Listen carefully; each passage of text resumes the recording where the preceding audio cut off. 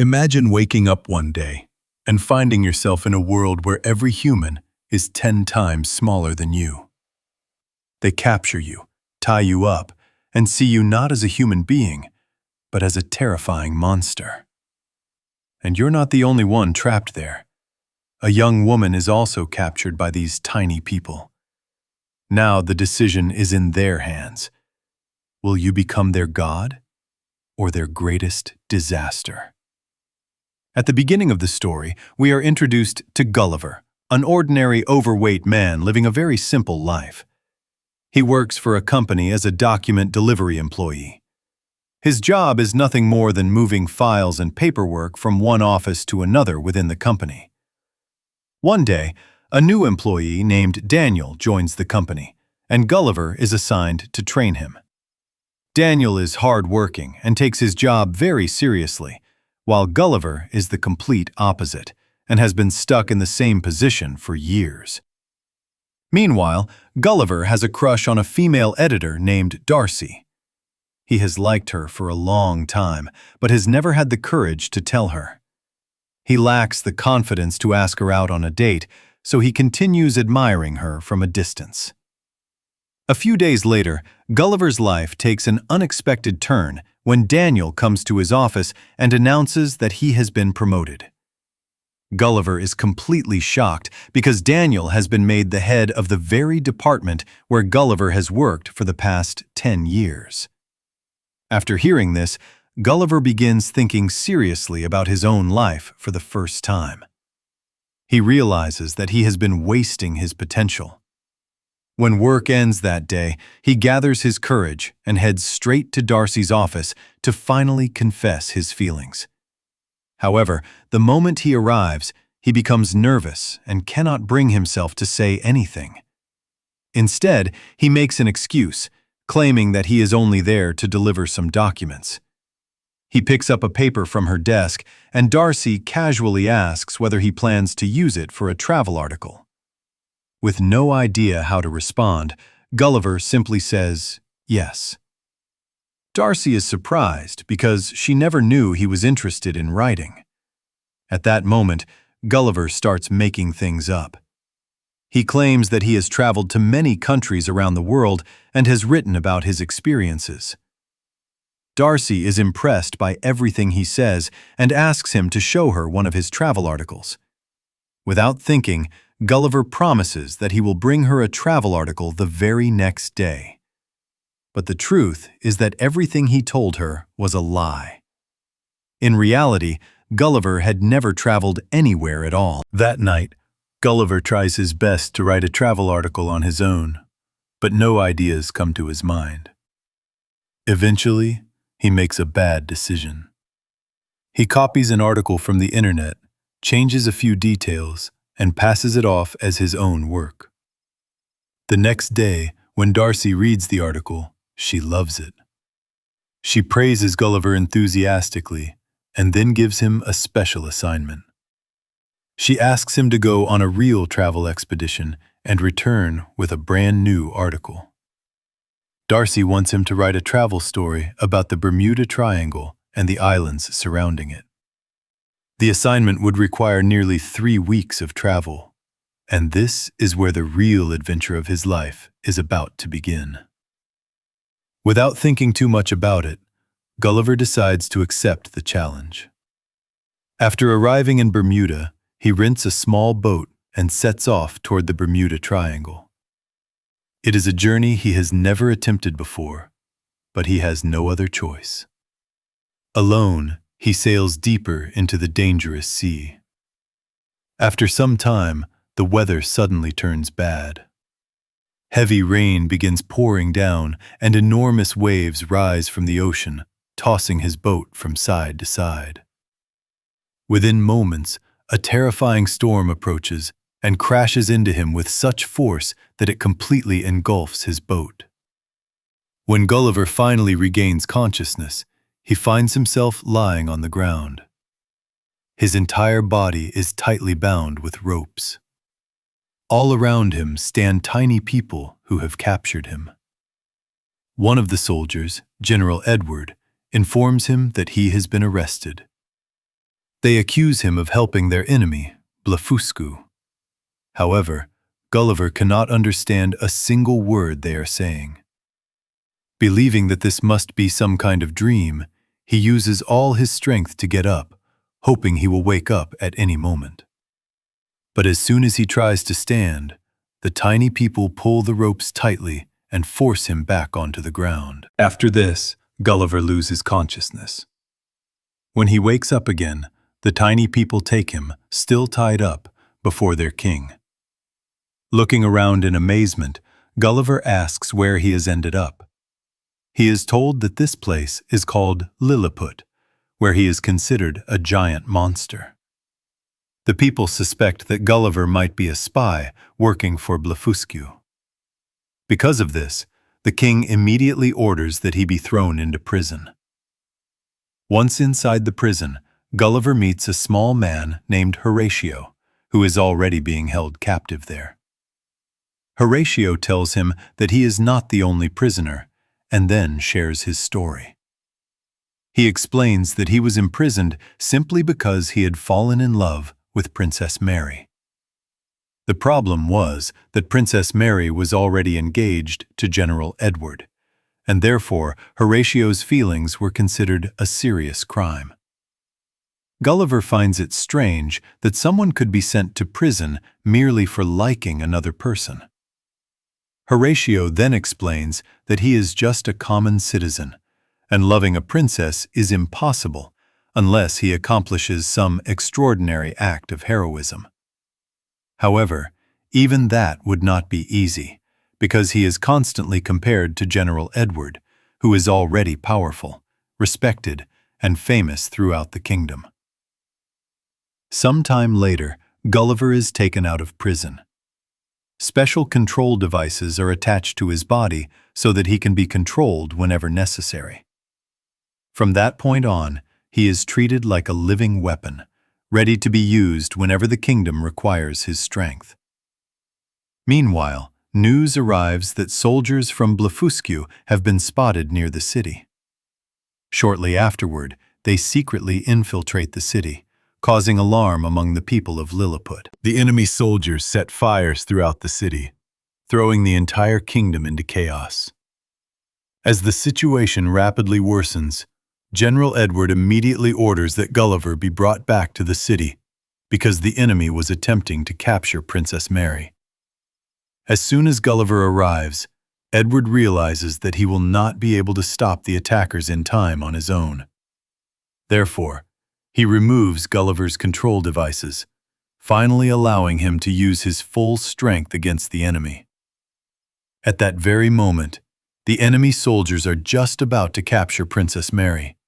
However, Gulliver arrives in the nick of time and successfully rescues her. But the danger is far from over. Suddenly, a massive fire breaks out inside the royal palace. The flames spread so quickly that the king becomes trapped inside and is unable to escape. Gulliver immediately rushes in to save him. However, the fire is so intense that extinguishing it seems almost impossible. Then Gulliver comes up with a strange but effective solution. He pulls down his pants and urinates on the fire. Surprisingly, it works. The flames are extinguished, and the king's life is saved. Everyone in the palace thanks Gulliver for his bravery. At last, they become convinced that he is not a spy. Delighted by his actions, the king invites both Gulliver and Horatio to a grand banquet. During the celebration, the king asks Gulliver many questions about himself and where he came from. At first, the people assume that he must have come from a mysterious island that no one dares to visit. When Gulliver asks where this island is located, the king explains that it lies beyond a thick wall of fog. However, Gulliver tells them that he is not from that island at all. Instead, he says that he comes from an island called Manhattan. Hearing this, the king and the others begin to believe that Gulliver must be the ruler of that distant land. Playing along with the misunderstanding, Gulliver jokingly claims that he is the most powerful president there. Princess Mary then asks him when he plans to return home. This time, Gulliver tells the truth. He explains that his boat was lost during the storm, so for now, he has no choice but to remain in Lilliput. After hearing this, the king orders his soldiers to search for Gulliver. After nearly 7 days of hard work, Gulliver's house is finally completed. It has been built by the tiny people of Lilliput so that he can live there comfortably. Sometime later, Gulliver asks Horatio how things are progressing between him and Princess Mary. Blushing with embarrassment, Horatio replies that perhaps in another 2 or 3 years, the princess might finally start talking to him properly. Hearing this, Gulliver laughs and tells him that he will help him win her heart. The very next day, Horatio follows Gulliver's advice and approaches Princess Mary. To his surprise, the techniques Gulliver suggested actually work. Gradually, conversations begin between them, and their relationship starts moving in a positive direction. A few days later, General Edward visits Gulliver and informs him that his boat has been found. However, there is one problem.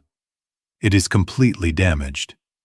Repairing it will take a long time, which means Gulliver will have to stay in Lilliput for much longer than expected. During this time, Gulliver notices his mobile phone and discovers that he has received a new voice message from Darcy.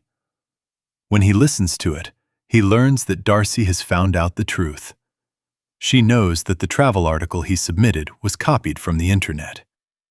Angrily, Darcy tells him that because of his lies, she encouraged him to travel and write about the topic himself. Now he has suddenly disappeared, making it impossible for anyone to contact him. Finally, she tells him that she never wants to see him again. A little later, General Edward comes to see Gulliver again and tells him that the people are working hard to repair his boat as quickly as possible. In reality, Edward does not like Gulliver and wants him to leave the city as soon as he can. Left alone, Gulliver becomes deeply saddened. He realizes that because of his lies, he has lost Darcy forever. As he sits there feeling miserable, Princess Mary comes to comfort him. She, too, is struggling with her own feelings and personal conflicts. Mary confesses that she has finally realized she is in love with Horatio, but she cannot openly admit it. Gulliver advises her to follow her heart and be honest about her feelings.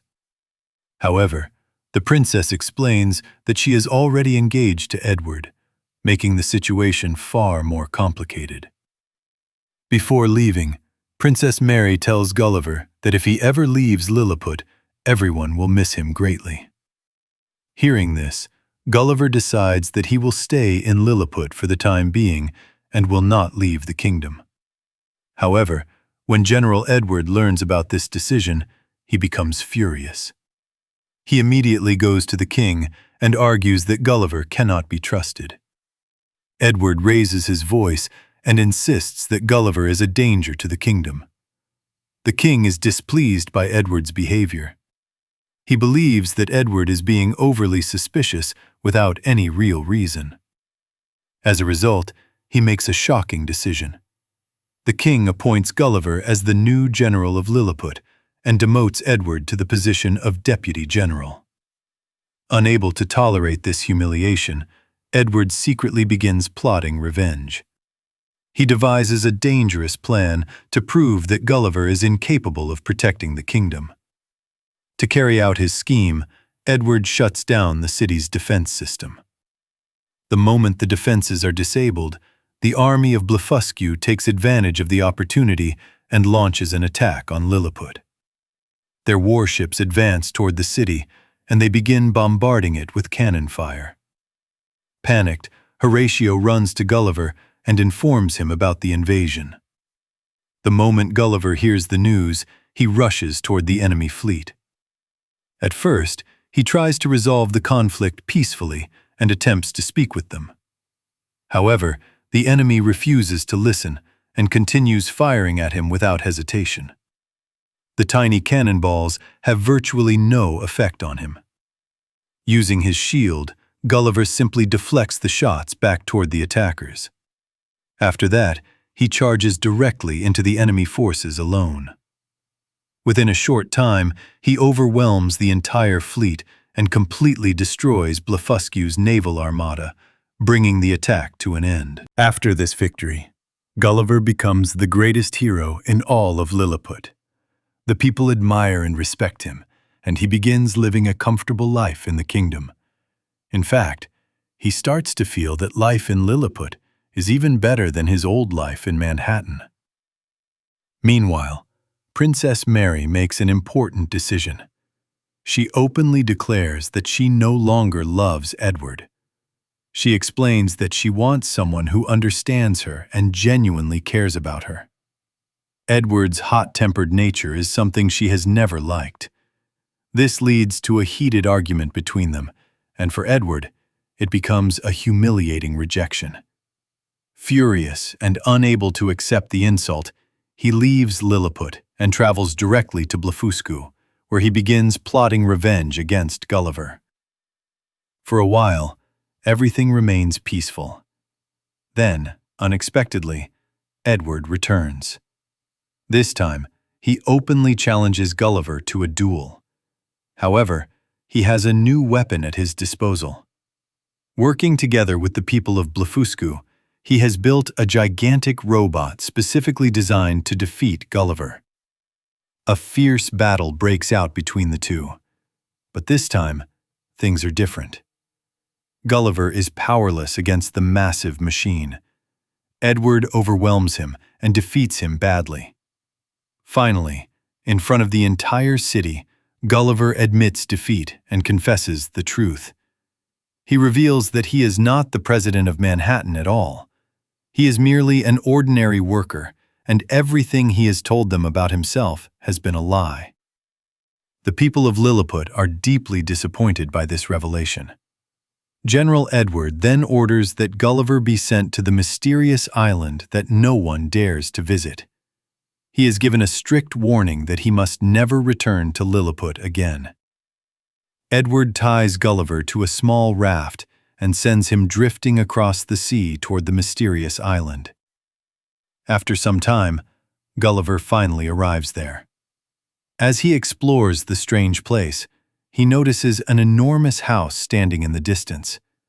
Suddenly, an unknown figure grabs him.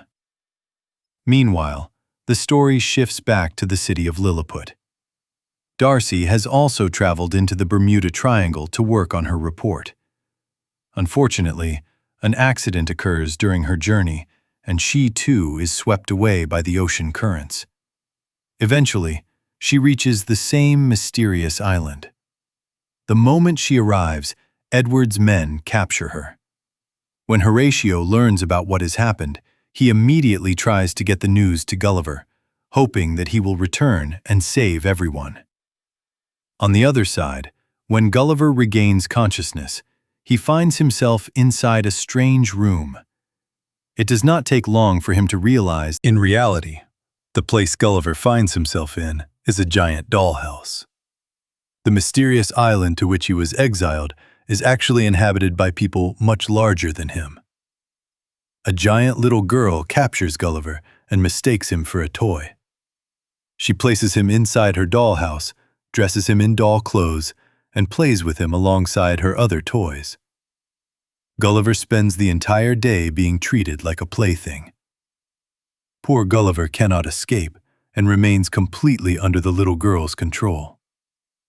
That same night, Horatio decides to sail across the sea to the island where Gulliver was sent. By the next morning, he somehow manages to reach it. In a panic, Horatio informs Gulliver that the army of Blefuscu has taken control of Lilliput and that Darcy has also been captured. Hearing this news shocks Gulliver. Darcy is the woman he has secretly loved for years. Horatio then asks him why he lied to everyone and what the truth really is. At last, Gulliver confesses everything. He explains that he lied because he never had the courage to tell the truth. Throughout his life, he never felt special or important to anyone. But when he arrived in Lilliput, for the first time he felt valued and admired. Afraid of losing that feeling, he chose to hide the truth. Now he deeply regrets his actions and begins to see himself as a failure. At that moment, Horatio encourages him and tells him that he is not a loser. He reminds Gulliver that he once saved countless lives, defeated the army of Blefuscu, and protected the people of Lilliput. Horatio insists that Gulliver still has the power to make things right. Hearing those words, Gulliver realizes that he must find a way to escape the island and return. To do so, he secretly steals a parachute from the remains of an old pilot who had previously become stranded on the island. Then, he climbs to the top of a tall building and leaps off, using the parachute to escape. With the help of the parachute, he makes his way back and heads straight to the prison where Darcy is being held captive. When he reaches her, he finally speaks from the heart. He admits the truth and tells her that he has been in love with her for the past 5 years. Darcy is left speechless. After a moment, she tells him that he should get her away from the island first. However, Gulliver replies that before anything else, he must save all the people of Lilliput. He then frees the king from prison and asks him to trust him one last time. Gulliver promises that he will rescue everyone and restore peace to the kingdom. The very next day, Gulliver once again challenges General Edward to a final battle, determined to end the conflict once and for all. Gulliver sets one final condition. If he wins, General Edward must leave the city forever. But if Gulliver loses, Edward will be free to destroy the entire city. As soon as the terms are agreed upon, a fierce battle begins. Gulliver fights with all his strength, doing everything he can to protect the people of the city. However, he struggles against Edward and cannot hold out for long. At that moment, Horatio decides to help. Secretly, he sneaks inside the giant robot that Edward is controlling. Outside, Edward continues to overpower Gulliver, beating him badly. But then, Horatio manages to destroy a critical part of the robot's system from the inside. As a result, one of the robot's arms stops functioning. Seeing his opportunity, Gulliver launches a powerful counterattack. He gathers all his strength and strikes the robot with everything he has. At last, Gulliver defeats General Edward and saves the entire city. Once the battle is over, Horatio finally confesses his feelings to Princess Mary. The king is deeply impressed by Horatio's courage and loyalty. As a result, Princess Mary is allowed to marry Horatio, and the two begin a happy life together. Meanwhile, Gulliver receives a sweet kiss from Darcy, making their feelings for each other clear at last. However, the people of Lilliput and Blefuscu are still unwilling to end their conflict. The two kingdoms remain determined to continue their war. Gulliver steps forward and speaks to both sides. He explains that endless fighting will bring no benefits, only more suffering and destruction. He urges them to choose peace instead of war. Eventually, both kingdoms accept his advice. A peace treaty is signed between Lilliput and Blefuscu, bringing the long conflict to an end. Afterward, Gulliver and Darcy say their goodbyes to the people of Lilliput and decide to return home. A few days later, they safely arrive back in their own world. The incredible journey has completely changed Gulliver's life. Through his adventures, he learned the value of honesty, courage, friendship, and believing in himself. And with that, the story comes to an end. I hope you enjoyed the video. Thank you.